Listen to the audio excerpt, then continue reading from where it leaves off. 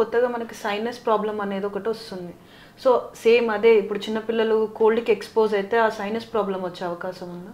Sinus problem రావచ్చండి, రాకూడదని ఏం లేదు. జనరల్గా ఏంటంటే ఫస్ట్ 2-3 ఇయర్స్లో జనరల్ రేర్గా చూస్తాయి, ఎందుకంటే అన్ని సైనస్లు డెవలప్ అవ్వడానికి 5-6 ఇయర్స్ పడుతుంది మ్యాక్సిలరీ సైనస్. సైనస్ ప్రాబ్లం ఎప్పుడు వస్తుందంటే బాగా నోస్ బ్లాక్ ఎక్కువ రోజులు ఉండి, సో ఆ సైనస్కి వెంటిలేషన్ సరిగ్గా జరిగినప్పుడు, అంటే గాలి ఎక్స్చేంజ్ సరిగ్గా జరిగినప్పుడు, రిపీటెడ్ ఇన్ఫెక్షన్స్ రావడం వల్ల సైనస్ ఇన్ఫెక్షన్ వచ్చే ఛాన్స్ ఉంటుంది.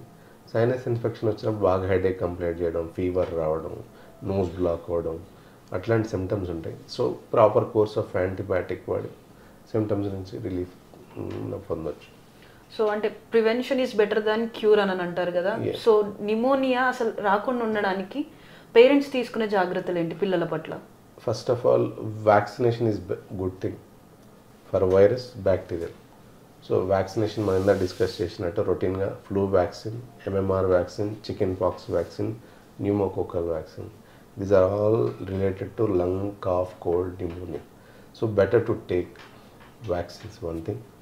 Adequate nutrition, proper sanitation, proper hand hygiene, and avoiding ఎవరికైనా సిమ్టమ్స్ ఉంటే వాళ్ళని అవాయిడ్ చేసుకోవడం, కొంచెం సిమ్టమ్స్ రిలీఫ్ అయ్యేంతవరకు. ఇవి చేయడం వల్ల కొంతవరకు మనకి డెఫినెట్గా న్యూమోనియా అనేది మనం లేదా కాఫ్, కోల్డ్ అనేది ప్రివెంట్ చేయొచ్చు.